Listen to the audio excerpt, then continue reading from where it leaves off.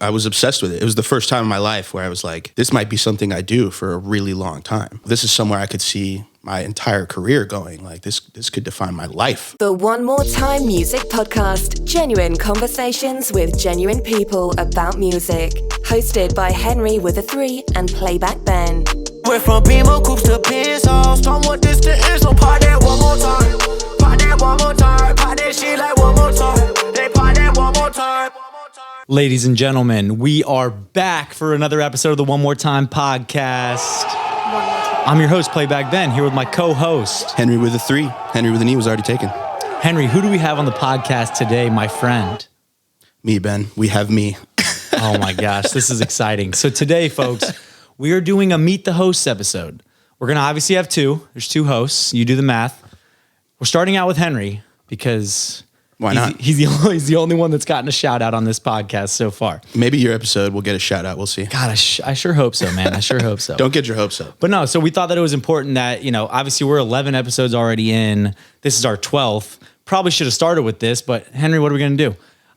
We figured, it's a good idea for you guys to get to know us, our stories, how the hell we even came to start this podcast, what kind of background we have, and what we're up to in music. So who are we? Who is Henry? That's what we're going to find out today, folks. So I'm excited about this. Are you? I'm excited. These guys are excited. Are you kind of nervous being on the... I'm in the hot seat this time. Yeah. It's not. I'm usually the guy that sits back and just hits the buttons, but it'll be fun. Yeah, be careful what you say, all right? Okay.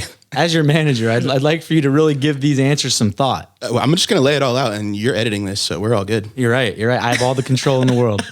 So, Henry, for those that don't know who you are, why you're sitting in this chair, why do we give a shit about meeting one of our hosts? Tell the people who you are. I would say I am a music producer and recording and mixing engineer and studio operator, if you count my humble little garage setup. It's very humble, but it's very cozy. Thank you. And we get a good sound out of it. So. Yep, for sure. So let's get right in. Where were you born and raised, my friend? I was born and raised in this neighborhood in this city. I grew up in this neighborhood that we're currently in right now. Shout out to Smoke Rise, Georgia, in between Stone Mountain and Tucker, Georgia. But I've been East Side. I've been East Side. For those of you that don't know, I've been East Side of Atlanta pretty much my entire life. I lived downtown for some college, but I've been out here. I love it out here. So where would you say you got your creativity from? Like, was there a certain person in your life that really kind of, Oh yeah, for sure. So I've always said that my mom and my dad were so good together because they were like opposites, right? My dad has the opposites attract. Correct. Stereotype. And I honestly feel like I've got like an even split of both. I'm very confused sometimes on if I'm a technical person or a creative person. It's a struggle sometimes, but the artistic, creative side, that brain definitely comes from my mom. She was the artistic one. She had an art studio at my house growing up. She was constantly making just all types of things. Some things I don't even know how to name, but like paintings was number one, probably. Clay sculptures. She had a kiln that we needed like a special outlet to plug in because it gets super hot. Just crazy like outside like structures with just like spinning and little knickknacks and doodads everywhere. I mean, you could just walk around our house looking at stuff outside and you'd have a blast. And it was hers. All hers. Yeah. So, typically we'd go to Michael's or, Home Goods or some other store for these things. So were you into art as well? Or were you more already, into music at a younger age? Yeah, I was definitely. I would say I kind of got into both around the same time. I was like the kid. So you run around her studio and it was constantly in her studio for sure. Okay. I have some clay sculptures somewhere in the back. Some real like amateur kind of. I was the kid sketching stuff. In the back of class, not listening to the teacher, making like comics and drawing people and drawing Pokemon and stuff like that. Yeah, I was always doing that stuff. Good deal. So when did you get into music then? Music would have been around the same time. The first exposure was piano lessons, which I'm super glad that my parents signed me up. It wasn't my idea. They wanted me to do it, and I kind of just went along with it. But I'm super glad that they did because piano, let me tell any of you new parents, it's the best foundation. If you want your child to have any type of musical background, start them on piano and start them young, and they can go anywhere from there. Very valuable skill. I wish I took it further, honestly. Yeah. So what else did you do? After piano, I definitely got into the drums, man. Loved my drum set, man. Shout out drum sets. Shout it out. Just banging on drums, man. That was my thing for a while. Yeah. And I think you were a part of a band. I was. Shout out to Kyle Lacey and Easy Street, man. Yeah. Tell us about Easy Street. I would have been like maybe a freshman or a sophomore in high school, maybe even a junior, because I remember I had just gotten a car when I was 16 and I would drive to band practice. But basically I met this guy, Kyle Lacey, he took drum lessons from the same guy I took drum lessons from. Okay. And we would have recitals. And Kyle was the best drummer, like by far. I mean, he's like spinning sticks and sticking his tongue out and just having a good time. And he was always so fun to watch. And he would always go last in the recitals because it kind of went in order of like skill So were you level. first? I was towards the back always. I was always towards the back. Okay. I was never last, but I was top tier. Okay. And Kyle seemed to agree because probably after the third or fourth recital with him and everyone else, he told me about his band, and he said they were looking for a drummer because he also plays guitar amazingly well and sings and plays keys and does everything. And he invited me to be the drummer in his band, and I agreed. And you guys were playing like shows around the city. Real shows. We were little kids. And I think you did a performance at the Peachtree Road Race. Peachtree Road Race was easily our biggest gig for sure. We did like some stuff like Target, corporate events. We actually got paid a little bit of money. But the Peachtree Road Race, man, we always joked that like we played for, 10,000 people or something, just not at the same time. So for those of them that don't know, what is the Peachtree Road Race? Crazy marathon that they run in Atlanta at the crack of butt dawn. And Of butt dawn. the butt crack of dawn. And it's just a long marathon. They have like bands along the way. They run down Peachtree and So it's some only a other places. marathon for the really professional ones. The normal people run a 10K. So, but Right. it's a giant, Huge. running event, bright and early on July 4th. Yep. Pretty sure everyone goes and gets wasted immediately afterwards. And actually during people are running with beers. Yeah, Totally. Yeah. So it's a huge ordeal. Those were our biggest If fans. you're in Atlanta and haven't checked it out, you're missing out for sure. Because you could have seen a band like Easy Street and Henry drumming at a That's young right. age. That's right. We played through our whole set list probably 4 times. That's awesome. So fast forward throughout high school, then you go to Georgia State downtown. Mm-hmm. Did you, at this point, you were in a band with Kyle, right? But did I you think I know- wasn't by the end of high school. I think I was not. We but parted so ways. so going into Georgia State, were you just like the typical college kid figuring out what you wanted to do? Did you have any idea you were going to take music seriously? Literally picked Georgia State because it's the ultimate, I don't know what the hell I'm doing school.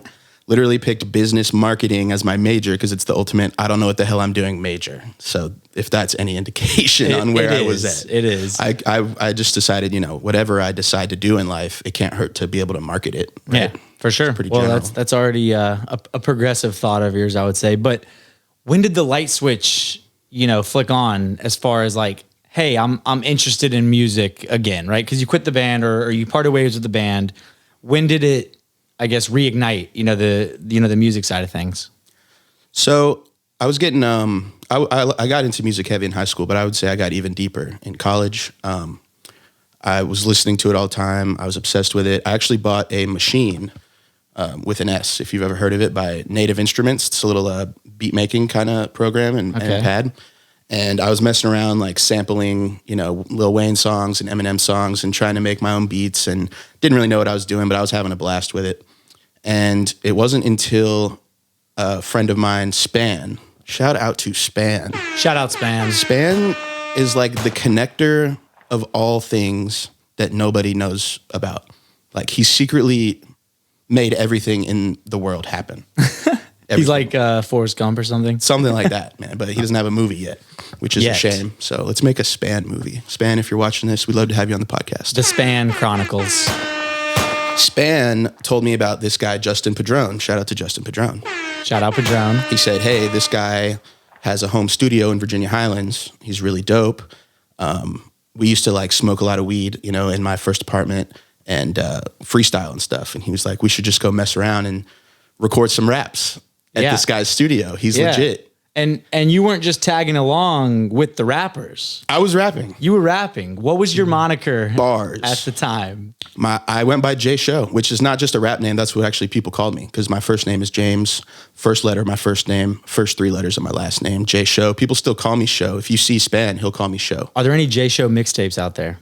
No mixtapes, but you might find a single on like MySpace or something if you oh my gosh. dig deep. I was kidding, but I'm so mad that could exist. No, I'm just kidding. Yeah. So you go to Justin Padron's house to record with a couple of other rappers. None of us were actually rappers. We were literally just messing around, having a good time. Okay. Messing around. You were going to rap. Yes. At this house. What happened with that first session that you were at? That first session, I just was absorbing Justin basically and his environment and what he was doing. I was honestly more fascinated with him and his whole setup than I was the music we were making. I thought it was amazing. Like, wow, this guy wakes up, he's got the studio right across the hall from his bedroom, and he starts working on music, and he has clients come over and he makes money right here, and he seems to be having a blast doing it. And I just thought that was really, really cool. Coming from someone who, my parents were like pretty self-employed. They were real estate agents. They worked for like a company, but they really did their own thing. So I come from, parents who like worked for themselves, and that was always in me very young. So seeing a guy like this also doing something like that, but with something I was really interested in, because I'm not big into real estate, I was like, wow, this is really cool. This is something I could sink my teeth into if I had the chance. Yeah. So fascinated to the point that you asked him, hey, who's living in that spare bedroom there? He might have been the one to bring it up to me. Yeah, he said, I was like, fanboying over him probably at the time. And he just happened to mention that his roommate was moving out. Yeah. And he needed a roommate. And I was like, my lease is ending. Was it actually ending, or did you just say that? It was. It was. Actually, the timing was perfect. No, that's really sometimes how it works, or that's most times how it works, I would say. I took that as a sign. Yeah, so you move in to this house that you were just fascinated by or fascinated with, when you first walked in there. Yep. Did you start recording, or were you sitting in on sessions? Like, talk to us about like what it was like when you moved in. In the beginning, I was like making coffee and cleaning up and stuff. So you were straight interning. It was basically interning for Justin at this house. In my own house, but I was loving it. Like loving every bit. I was loving it, and I was definitely sitting in sessions. Of course, I live there. Yeah. Don't kick me out of the room in my own house I'm paying rent at. And I started there, and it wasn't long before I started figuring out how to record and make beats way more proficiently with his guidance. Yeah. I mean, I talked with Justin about it, and he said he was really impressed by, there were times when he would show you things like, hey, here's how you do X, Y, Z.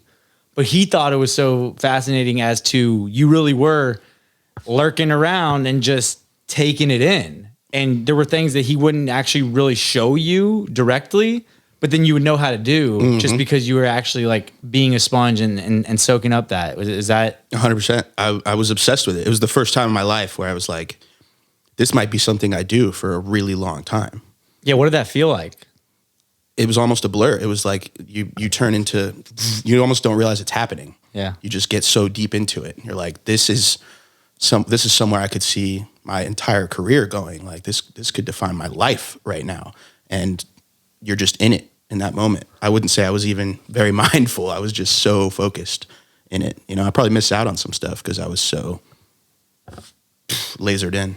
But so you were at that point in your mind saying like, damn, I got to try to do this. I got to try to make this my reality. Yeah, 100%. And then if there was any catalyst to really confirming that, it would have been Trinidad James and that whole story. Shout out to Dad, man. Shout out Dad. What about Trinidad James? How does he play into your story? So as soon as I move in, they are working on his debut project, Don't Be Safe. All gold everything. The song everybody knows was the biggest song of the year. And I'm watching, he's just a guy that's super swagged out, has crazy clothes, works at a fashion store, and, has like some dope, like ignorant kind of sounding raps and then he had a crazy video. And within, 2 months of me moving in, this guy signs, a multi-million-dollar deal to Def Jam. And that's when I really realized, like, okay, this is possible. Like, this can be done. You know? Yeah, I think you've told the story to me about you were literally sleeping in the next room, because obviously it was a house. There was one room that was like the studio set My room was right next to the studio. There was your room right next to the studio. So I'm imagining getting sleep was tough if there were sessions going on. We were doing a lot of partying anyway, so it wasn't a whole lot. Sleep was last on the priority list, I guess. But you remember hearing that song being recorded, right? Like, I mean, right next door, and you were in the session sometimes and that sort of thing, right? I remember the woo, pop the Miley, I'm sweating, woo. I remember hearing the woos through the wall. Wow. I remember. That's awesome. Because it's literally the studio. I mean, the booth, if you want to call it that, was a closet in that room, you know? So you go in the closet, and then it's the wall in the closet. Right on the other side is my bed. I was literally right there. Do you remember the concert at MJQ? The concert at MJQ where he was hanging from the rafters? Yeah. Yes, I certainly do. That was a legendary night. That would have been... I think he would tell you that was a legendary night for him too, for Trinidad. Yep. Yeah, no, I think it was one of his, like, it was right as he was starting to pop because of that record and whatnot. It was kind of the first legit show that he was doing, I think. And that's right. It just, apparently it was nuts. The concert I really remember, though, is the concert at the Tabernacle. It was a 2 Chainz concert. And, you know, Trinidad already told us, like, hey, I'm the special guest tonight. Like, I'm coming out and y'all got to come to the show. Yeah. And we get there. Did he get you tickets? Or did he just say, y'all gotta come to the show? I don't remember if it was covered or not. Justin, I'm sure did. But I don't remember if I got covered or not. He didn't know me like that well. It's just the guy that lived at the studio he worked at. Fair enough. But I remember, you know, the crowd going crazy for 2 Chainz. He had just dropped Boats 2, which I think to this day is my favorite 2 Chainz project. Oh, wow. Front to back, like with the one with the gold chain on the cover. Crowd's going crazy for him all night. He brings out Trinidad at the very end of the show. Crowd is going crazier than they have been the entire night. Literally louder and more jumping than they were for 2 Chainz the entire night. And he plays that song, I want to say like 4 times, back to back to back to back. And the energy does not stop. And that's when I was like, wow, like this guy made it. Like, this is it. That's crazy. I don't even think I've been to a show where they've played a song multiple times in a row. 4 times. Yeah. Much less 4 times. That's incredible. So in the times that you were kind of just soaking up knowledge and observing and, you know, seeing what's going on, taking notes, you know, mentally, right? What do you think you learned most from that experience that you still hold on to this day, that maybe had a huge impact on how you approach recording, producing, that sort of thing? I would say that when I first started off, I thought the most important stuff was, you know, making dope beats, being able to record quickly, and being able to mix and get a clean sounding record.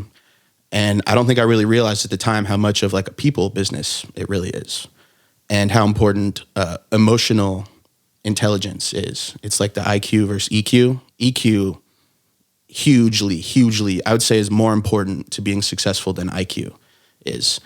And tell people what you really mean by that. Like, if they're not familiar with EQ versus IQ, what does that mean?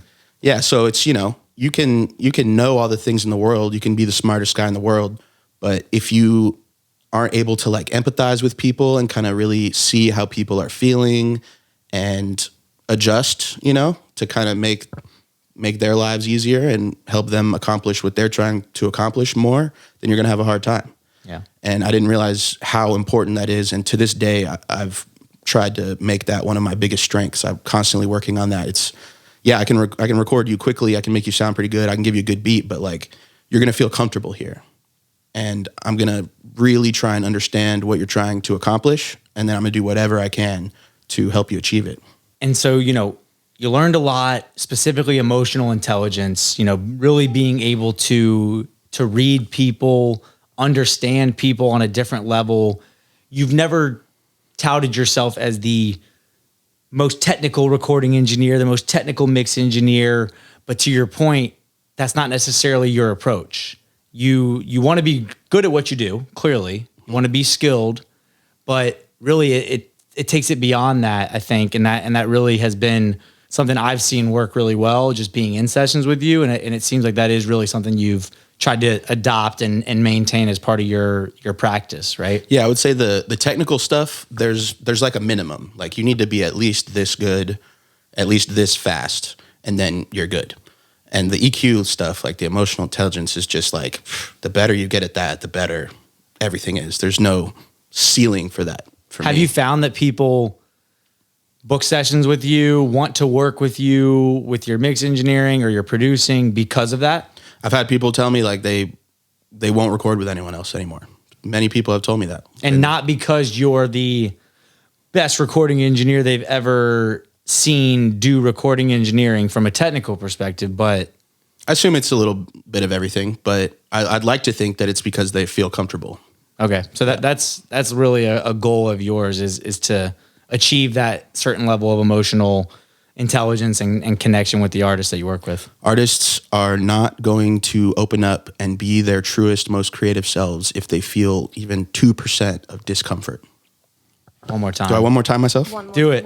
Do it, my friend. This is our show. We can do whatever the we want. Creatives do not create to their highest level unless they're comfortable. That's why my mom had her art studio. She felt 100% comfortable in this room with all her creative stuff around her. She could unplug from everything else, play her music, and create. So, if you walk into an A room of some brand new studio that your manager booked you and you got to work with some producer you've never heard of, you might be kind of, weary to like really lay what you've got all out on the table, So if they're not approachable and if they don't have that EQ to match, then it doesn't matter if you're in the most technically sound room or what have you, right? Exactly. Yeah. Exactly. Yep. So your mom battled cancer for several years. Yep. This was right as, you'd already moved into the house with Justin. You had been doing music for a little while then. She passes away. What was that like for you? How did that impact you, personally? And then did it impact what you were kind of doing with, with the music? It was the hardest thing that's ever happened to me. I mean, I don't know how much more to say about that. It was the hardest thing that I could ever imagine happening to anyone, maybe if you lost a child, but, she was not that old and it was incredibly hard. And I would say affecting me, it made me want to work harder. It made me want to really make something. I was partying a lot in that house with Justin. We had some late nights, we were doing a lot. We were getting work done, but we were partying equally hard. And I would say I backed off of that a lot when that happened. And it just made me, want to make her proud. Yeah. Pretty much. Yep. Yeah. And so you open your own studio and you mentioned that both your parents were very entrepreneurial. So maybe they had a real estate firm they were tied to, but like day in and day out, they were their own boss. They were running their own businesses. Did you get that entrepreneurial spirit, you think, from them? 100%. Yep. Yeah, 100%. I remember in high school thinking, I don't want to work for anybody. In high school, I was like, I don't know why I'm going to college. That's why I really slacked off applying to colleges and doing all that, just because I was so hesitant to pick a major where I went and worked for a big company and made a salary. It just never felt right for me, And I think a huge part of that comes from them. Sure.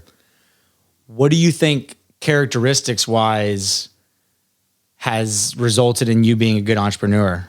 Because obviously you've built a, successful recording business, mixing engineering business, and, producer business.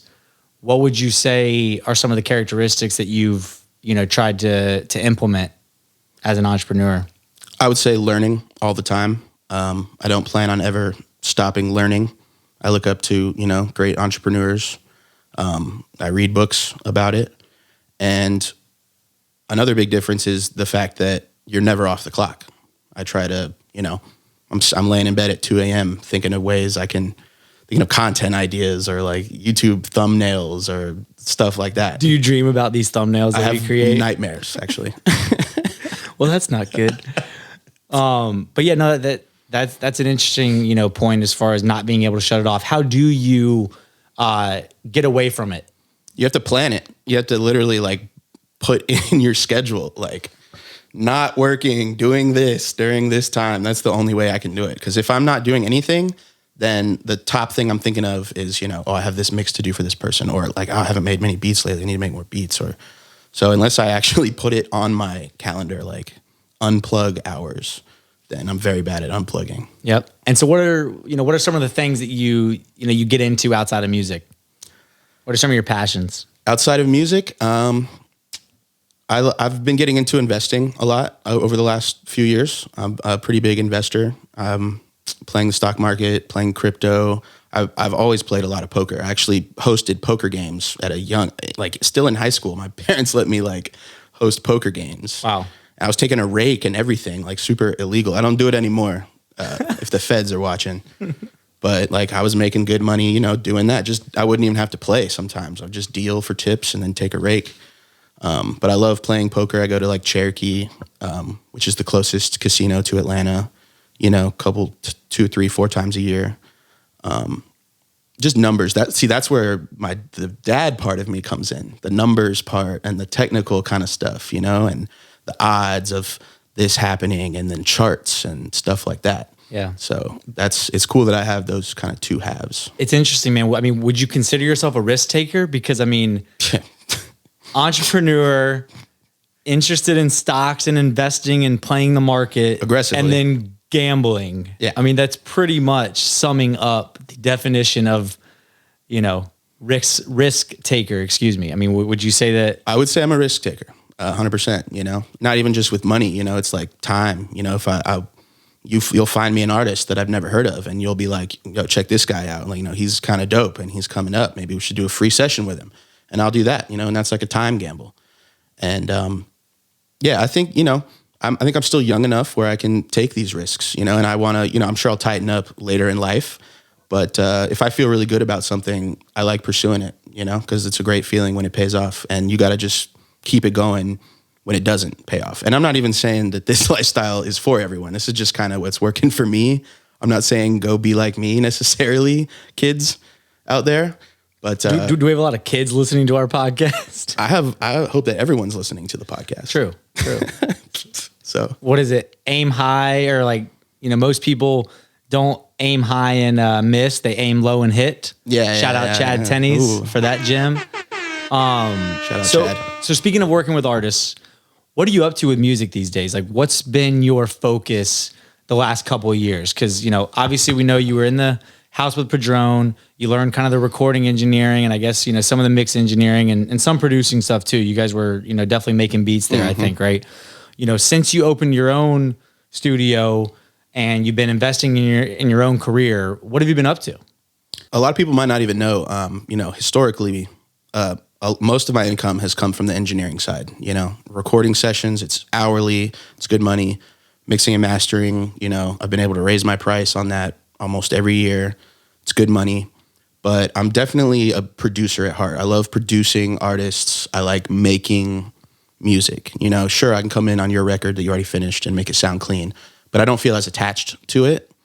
So definitely my goal the last several years has been trying to move away from, engineering and relying on engineering as much and, go balls deep into producing and being a producer. So that comes with, growing my brand as a producer, making content. We started a YouTube channel earlier this year, Instagram content, trying to do more TikTok, and then just working with artists and networking with artists, bringing in artists who I'm passionate about whenever I have some free time outside of my, paid booked sessions, getting in people who we want to take a gamble on and just making music with them and hoping to, strike some gold that way. Who were some of your producer influences? Producer influences. That is a good one.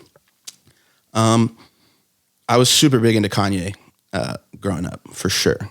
Like, as a producer as well. Like, people don't give him enough credit as a producer. This guy was making all his own shit, and it was amazing. And he was rapping on it, singing on it. Love Pharrell.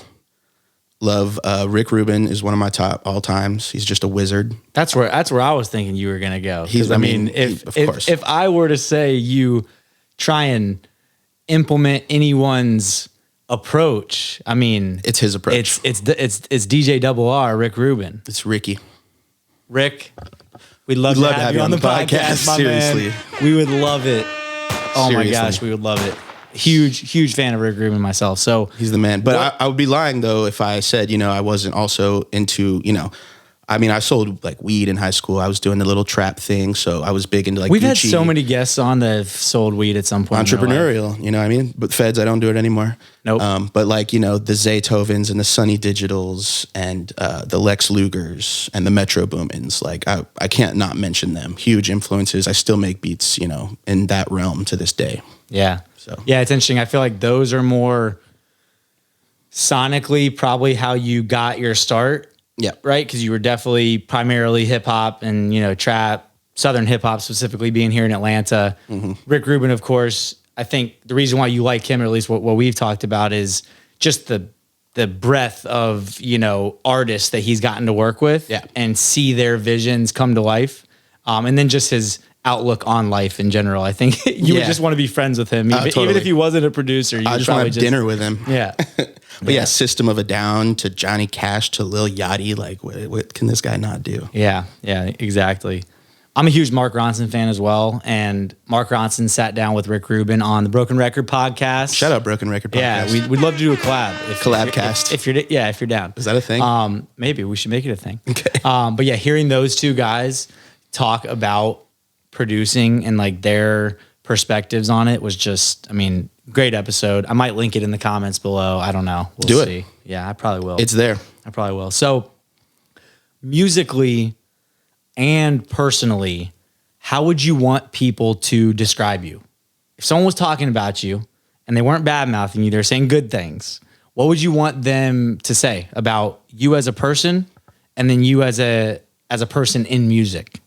As a person, there's the goofy, kind of chubby white guy that makes music and seems to be friends with all the artists, and seems to be can get along with whoever. Musically, probably that's the guy that will help you catch your vibe. That's the guy that you can go to feel comfortable. It's the guy that you can go talk to about, what you want to do for an hour before the session starts if you want. And you can dive deep into what your goals are with him. And he's going to do everything he can to help you get there. Sure. How do you typically like to work? Is there the same formula with every artist that comes in and you take a certain approach, or is it definitely vary? Not? Definitely not. Artists are very different. Maybe there's like a bare bones kind of structure, but it's definitely different for everyone. That's where the EQ comes in. You have to be able to adapt on the fly. One rapper might come in with a bunch of beats in his email and he just wants to load them up and start rapping to as many of them as fast as he can. And I'm just, my goal there is, okay, let's just be quick and help him catch vibes. And if he says something cool, maybe mention it and say, oh, that part was cool. And then someone else might come in with like, okay, this is the song that we're doing. I need help, structuring it and getting the best vocals. And we might take our time and do a bunch of takes of the same line, and we might throw out some ideas on how to do different things. So it goes back to the EQ for me. It's understanding how an artist likes to work and then giving them that. Sure. I know you've been collaborating with artists, kind of taking a Kenny Beats type of approach where you are also listed as an artist, right, on a release. Talk to us about some of those releases and what that's meant, what that's meant to you. Yeah, it's pretty cool. It's it definitely makes it feel like it's more of your song, because you and I love a good rollout. We love marketing songs, so it's tough as a producer to put your all into a song and then just hand it over to the artist and say, okay, I hope you guys roll this out correctly. Hopefully you guys, get people to hear this because it's a really good song we worked really hard on. I hope you guys get it right. So it's good for brand building, but it also gives us a chance to kind of flex our, marketing muscles, which is a whole different kind of creativity that I like to explore sometimes. And we put some of our own money into the songs too. And we have input on the music videos, and we get to kind of help decide, and I think it's practice for, if we ever were to have artists, that maybe we want to sign, we'll get really good at doing that. Yeah. But in the meantime, yeah, it's just a fun way to really collaborate with an artist, have our names next to each other, roll something out together, make content for it together, and deepen that bond. Sure. You know? Shout out some of the artists you work with so far. Man, shout out to Gabriel Averett. Shout out to Anario. Shout out Keenan Rush. Shout out to Pro Hayes. Shout out to Reed Willie. Shout out to Kaz and Q. Shout out to Frank Mason.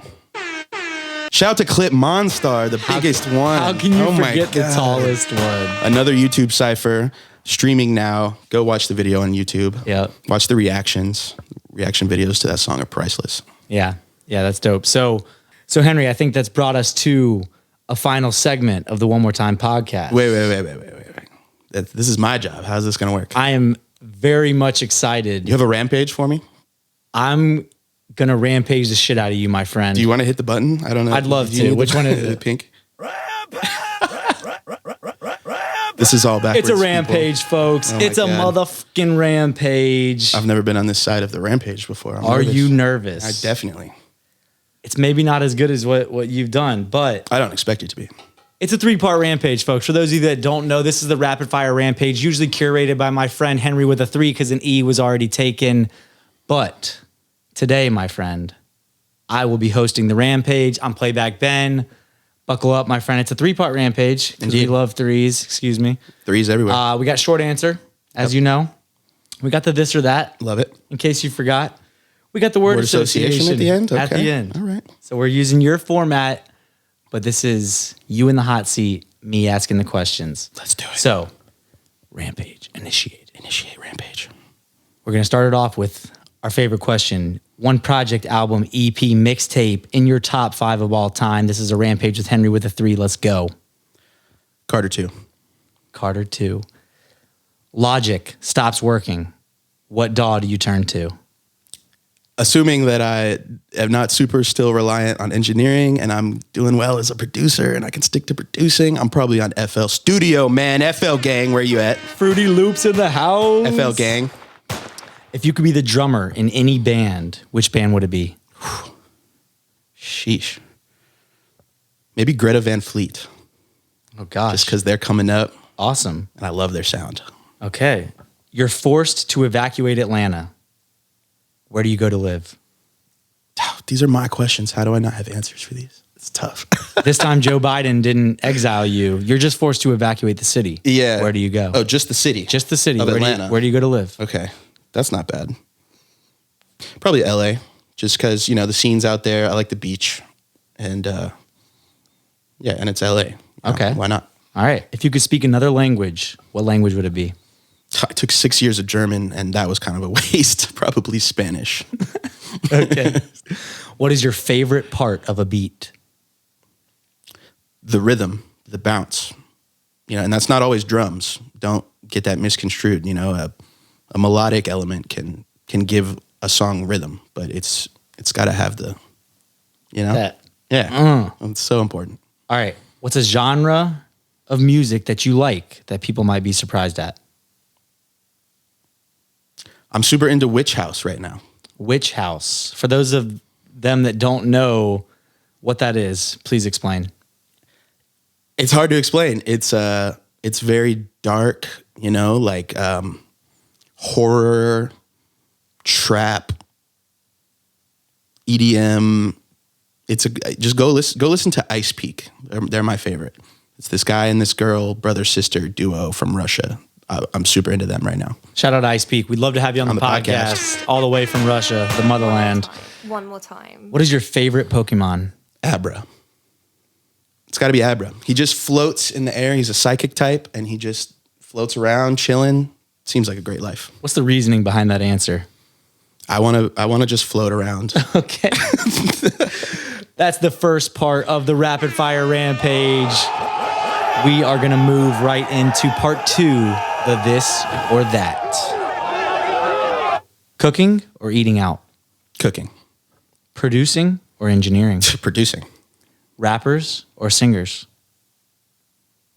Rappers that sing. Drums or melodies? Gotta go drums. Kanye or Jay-Z? Kanye. Stocks or cryptos? Depends on the market cycle. Right now, stocks, because cryptos are beaten up, but they're coming back. Inside or outside? I want to say outside, but I'm inside so much. Does that make me a hypocrite? Like A little bit. In my heart, outside. In reality, inside. Fair enough. Snares or kicks? Kicks. Shower or bath? I like both. I'll go with bath. Go with bath. Yeah. That is a successful part 2 of the Rapid Fire Rampage hosted by Playback Ben. We got Henry with a 3 in the hot seat for the final. Killing it so far, if you ask me. You are. You're killing it. Very humble approach as well. We got the word association. Love it. Here we go. Buckle up. Donda. Loud. And you know why. For anyone that was at I was like, for those of you that were at the Mercedes-Benz Stadium for the Donda listening event, it was a little bit loud. And that sounds like a old grandpa thing to say, like, turn the music down. But like, we like concerts. The mix, but like, holy shit. The mixes were really loud. And we think that Kanye asked, how loud can the speakers go? They told him a certain level. And then they doubled it. He said, can you do twice that? And they had to agree because it was Kanye asking them. That's right. So, moving right along. Studio. Peace. United. Atlanta. Evan. Williams. Or Evan with a dope beat. Shout out to Evan with a dope beat. We'd love to have you on the podcast, Evan. We'd love to. Alaska. Hawaii. Just a non-continental U.S. state. Alien. Real. Smooth. Jazz. Rough. Edges. Chaos. Controlled. Biden. Old. Shout out Biden. Streaming. Services. Lil. Wayne. Lemon. Hayes. That's it, folks. It's been a rampage. Man, can I do the rampages every time from now on? I'm going to steal a couple like Lil. That was a really good one. Yeah. I'm going to take a Find couple. out who's their favorite Lil Who's their rapper, favorite Lil. right? But no, folks, this has been an amazing episode. Enjoyed having you on the podcast, Henry. I enjoyed it as well. It's been a pleasure, man. For those of you that don't like, don't follow, don't subscribe to us just yet, What are you doing? still have the chance. Do it right now. What are you Click doing? that bell icon if you're on YouTube. Why? Leave us a review if you're on Apple Podcasts. Come on. We're coming back next week. We're going to meet Ben. We're going to meet Playback Be a Ben. better Meet the Hosts episode. That's right. He might get his first shout out ever, people. Yeah, guys, please tune in next week and give me a fucking shout out. Until then, we are out. Peace. Peace. Bye-bye. Pop that shit like one more time. They pop that one more time. Pop that shit like one more time. They pop that one more time. Hop up in that foreign skirt, no. All the homie, this shit tripping, no. Middle finger to the